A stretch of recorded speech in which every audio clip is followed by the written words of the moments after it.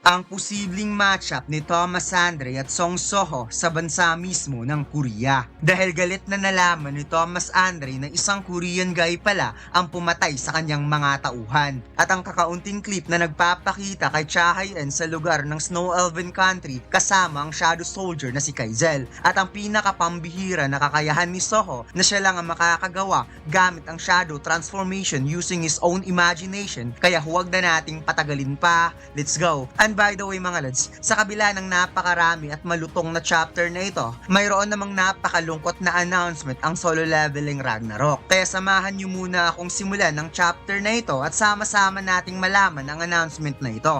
Nagsimula ang chapter na ito kung saan humiga na si Bero sa bumabaha niyang luha sa sobrang lungkot at pag-aalala para sa Young Monarch. Kaya kinuha ni Lady Essel ang maliit na ulo ni Bero upang karamayan. Sinabi ni Lady Essel na 3 linggo na ang nakalipas ngunit wala pa rin silang naririnig from Young Monarch. At habang lumuluha ang maliit na insekto, tinanong niya si Amot na sa tingin ba nito, nasa mabuting kalagayan kaya si Song Soho? Wika ni Amot na hindi niya inakala na mawawala ng ganun katagal ang Young Monarch. At habang napahawak siya sa baba, sinabi niyang mukhang palagay niya may masamang nangyari kay Soho. Kaya si Gray ay hindi na rin napigilan ang mapaluha. Ngunit si Gray din mismo ang unang nakapansin sa gate na biglang lumitaw sa loob ng Shaded Dungeon kung saan muli nang nakaapak ang paa ni Soho na napawikang, "Kumusta na kayo? Okay lang ba kayong lahat? Long time no see." Nagulat ang lahat sa pagdating ni Soho sa loob ng Shaded Dungeon, kaya napangiti na lamang si Amot habang ang tatlo ay nag-iiyakan sa sobrang saya at pagkagulat kung saan napasigaw ang tatlo sa pangalan na Young Monarch. Pagkatapos, lumipat ang eksena sa malaking gusali at mukhang ang building na ito ay ang Ajin Software Company ni Yoo Jin-ho. It's turned out na pinuntahan ni Chairman Woo Jin-chul si Jin-ho upang mapag-usapan na siyang tinatanong ngayon ni Jin-ho ang balita patungkol kay Soho. Sinabi ni Jin-chul na nakakahiyaman, subalit kahit ang Hunter Association ay walang impormasyon na nakuha upang mag-lead papunta kay Soho. Dagdag pa ng chairman na ang kasalukuyang atmosphere ngayon ng Hunter Association ay hindi maganda at marami ang nag-a-assume na si Soho ang pumatay kay Lee Min-song. Nagulat si Jin-ho sa sinabi ni Jin-chul dahil hindi siya naniniwala na magagawa iyon ni Soho. Kaya sinabi ni Jin-chul na sa tingin din niya, hindi rin gagawin ni Soho ang bagay na yon. Ngunit base sa mga binanggit ni Jin-ho sa una nilang pag-uusap na si Soho ay may kaugnayan sa Itarim. Kumalma ang dalawa at ipinahayag ni Jin-ho na sa previous timeline ay wala siyang nagawa upang matulungan si Jin-woo na lumalaban mag-isa. Kaya ngayon, hindi niya hahayaang mag-isa lang si Soho na lumalaban. Biglang nag-alarm ang cellphone ni Jin-chul, kaya kaagad niya itong kinuha kung saan habang tinitingnan niya ang mensahe, napaisip siya kung ilang beses na nangyari na ang Hunter Association ang dapat mangunguna dito. Hindi siya makapaniwala na mayroon na namang nangyayaring dungeon break.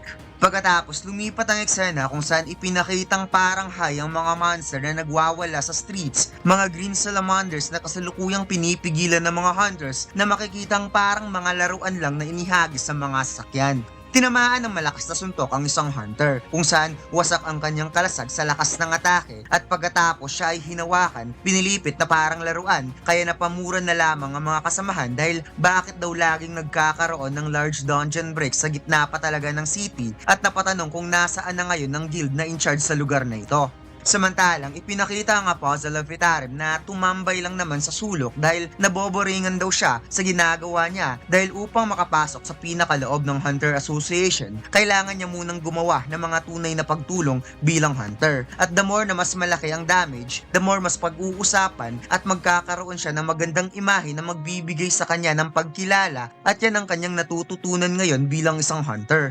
Dagdag pa ng puzzle na talagang kakaiba ang mga tao dahil naalala lang ng mga ito ang isang taong laging pinag-uusapan ni hindi man lang nila binibigyan ng malasakit ang mga pangalan ng mga hunter na unang dumating upang iligtas ng iba na siyang unang namatay sa proseso ng pakikipaglaban. May isang hunter na gumawa ng matinding atake kung saan nag-unleash ito ng matinding slash sa mukha mismo ng monster kaya ito ay napasigaw ng ininda ang sakit ng atake. Ang hunter na ito ay si Wang Jaeyong, isang birang hunter na sinasabihan niya ngayon ng ibang hunter na manatili na lamang sa kanyang tabi, na nagbibigay naman sa ibang hunter ng pakiramdam ng kaligtasan against sa mga monster. Samantalang ang Apostle of Itarim ay nakiramdam lang pala sa mga kaganapan sa paligid na wikang hindi to maganda. Kailangan niyang alisin ang birang hunter na yon dahil nilikha niya mismo ang pangyayaring ito para sa sarili na magbibigay sa kanya ng spotlight upang mapansin sa pinakaloob ng Hunter Association kung saan biglang nagkaroon ng Itarim symbols ang mga mata ng monster at alam naman nating napapaboost ng Apostle ang lakas ng isang halimaw kapag nagawa niya itong makontrol kaya walang nagawa ang isang birang hunter nang tinamaan ng napakalakas na hampas gamit ang buntot na siyang nagpatalsik at bumangga ng sobrang lakas papunta sa pader. Dumikit ang hunter sa nagkadurog-durog na bato at makikitang wala na itong malay kaya napawat ang ibang hunter kung bakit biglang tumaas ang magical power ng mga monster. Ngunit ang mga monster na ito ay hindi pa pala tapos kung saan pinagtutulungang suntukin ng tatlong halimaw ang walang malay na hunter. Napatulala na lamang ang tatlo habang namumutla na minamasdang minasakar ang kasamahang hunter at ipinakitang bumaha ang dugo at wala nang makikitang katawan sa tindi ng ginawa ng mga halimaw. Nanginginig na namumutla ang hunter habang napamura dahil ang dahilan daw kung bakit siya sumali sa raid na ito ay upang magkapera para tuluyang pagalingin ang kanyang injured na binti at bumili pa siya ng bagong weapon sa inakalang magkapera siya at mamuhay muli bilang isang hunter. Subalit sa tingin niya, masyadong reckless para sa isang dirang hunter na kagaya niya upang magligtas ng ibang tao na makikitang tumayo na lamang ang hunter sa harap ng tatlong naglalakihang monster na parabang nawalan na siya ng pag-asang lumaban.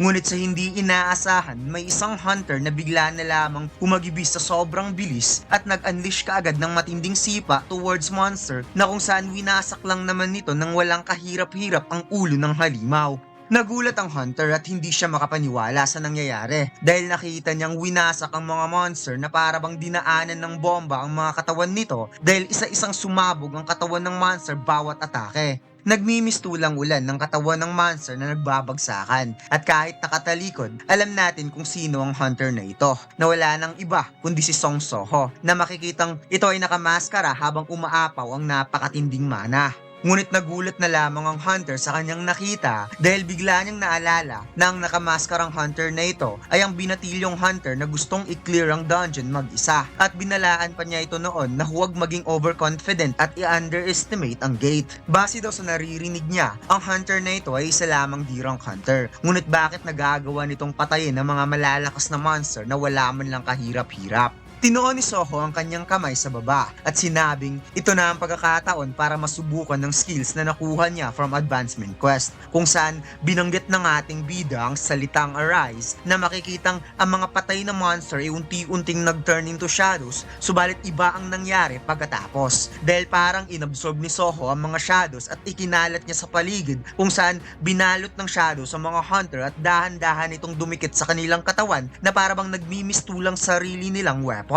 Nagulat ang tatlong hunter dahil bigla silang nagkaroon ng weapon at armor sa katawan na base rin sa kakayahan nila. Habang si Bero ay napadilat sa kanyang nakita, hindi siya makapaniwala sa bagong kakayahan ng Young Monarch na kaya rin itong gamitin ng shadow transformation sa ibang hunter. Paliwanag ni Soho, ang skills na ito ay hindi shadow transformation. Ito ay talagang kategorya lang bilang isang item. At ipinakita nga dito na ang weapon na hawak ng mga hunter ay parang isang tunay din talaga na weapon na hindi gawa sa shadows. Dahil mayroon itong mga sariling pangalan, creation rank, type of weapon, attack power, strength, defense power, stamina, agility, at kahit skills effect ay mayroon ding naka-imbue depende sa quality ng weapon. Hindi pa rin makapaniwala si Bero na nagagawa ni Soho na lumikha ng item gamit ang Shadow Soldier na kahit ang Shadow Monarch mismo ay hindi nagawa ang ganitong klaseng kakayahan at ngayon ganito nakakaiba ang Young Monarch matapos malampasan ng Advancement Quest at yan daw ang kapangyarihan ng isang irregular White Shadow. Napaisip si Soho na wala na siyang dahilan para takpan at itago ang kanyang mukha kaya habang unti-unting ipinakita ni Soho ang kanyang mukha, sinabi niya na kung kaya pa nitong lumaban, maaari ba niyang hiramin ng lakas ng mga hunter na makikitang nakangiti si Soho na kinonvince ang mga hunter na lumaban na magkasama-sama. Samantalang napahawak sa bakura ng Apostle of Itarim nang naramdaman ng kapangyarihan ni Soho dahil finally nagpakita na rin ito. Ngunit nabigla siya dahil mayroon na naman itong kakaibang ability na napawikang ibang-iba ka na mula nung huli tayong naglaban, Song Soho, na parabang nararamdaman daw niya na ito ay ganap na iba sa Darkness Shadow Monarch na lumaban mag-isa gamit ang buong lakas.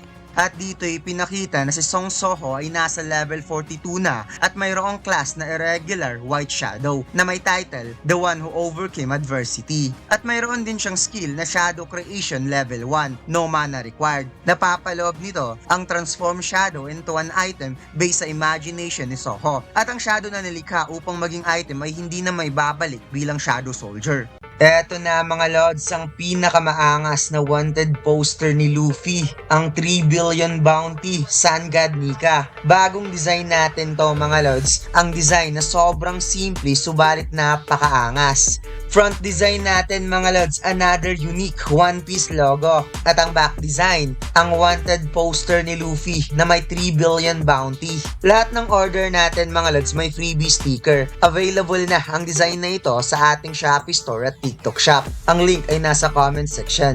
Pagkatapos, lumipat ang eksena sa bansang India, sa lugar kung saan nakabase ang Ashura Guild, na maya-maya nagkaroon ng napakalakas na pagsabog at dito ipinakita ang mukha ni Ryoshin na ginawang una ng sariling dugo habang namumutla ang mata, na napawikang, Soho, pasensya na kung sa ganitong paraan ko na ibabalik ang kabutihang ipinagkaloob mo sa akin, na makikitang kasama pala ni Ryo ang buong guild na bumagsak sa kamay ng malahiganting tao na ngayon ay hindi makapaniwala na isang Korean guy ang pumatay sa kanyang mga tauhan.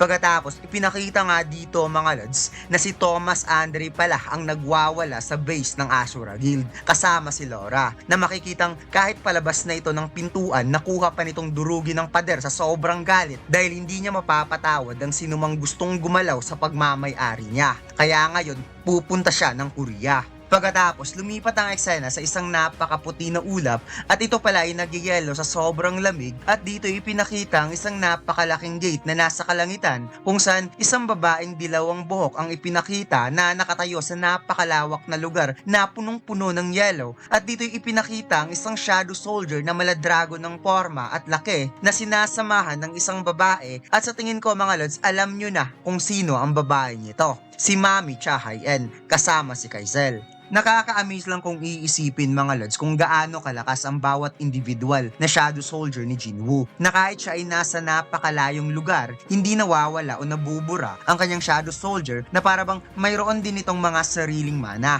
At sa pagtatapos ng chapter na ito mga lods, mayroong malungkot na announcement ang Solo Leveling Ragnarok. Kailangan nila ng time for preparation upang gawing mas maganda ang Season 2. Dahil ang chapter na ito, Chapter 47, ito ang huling chapter ng Season 1 ng Solo Leveling Ragnarok webtoon. Kayo mga lods, oras na ba para humanap na naman tayo ng ibang anime na pag-uusapan yung maganda at maangas na pwedeng kagiliwan ng lahat? Please comment down below. At sa mas detalyadong mensahe, hayaan nyo akong i-record ang sinabi mismo ng webtoon. Solo Leveling, Ragnarok, Season 1 Finale.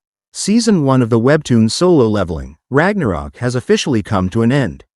Thanks to the love and support of our readers, we were able to complete this season without any issues. We sincerely appreciate your support. To bring you an even more exciting and evolved Season 2, we will be taking some time for preparation. Solo Leveling, Ragnarok was made possible thanks to the dedication and hard work of author Dahl, whose novel served as the foundation for the webtoon adaptation. We extend our deepest gratitude to Dahl for their incredible contribution. We ask for your continued support and anticipation for Solo Leveling, Ragnarok in the future. Additionally, we would like to express our heartfelt appreciation to everyone involved in bringing this amazing work to life. We look forward to returning with an even greater version of the series. The Redis Studio Production Team.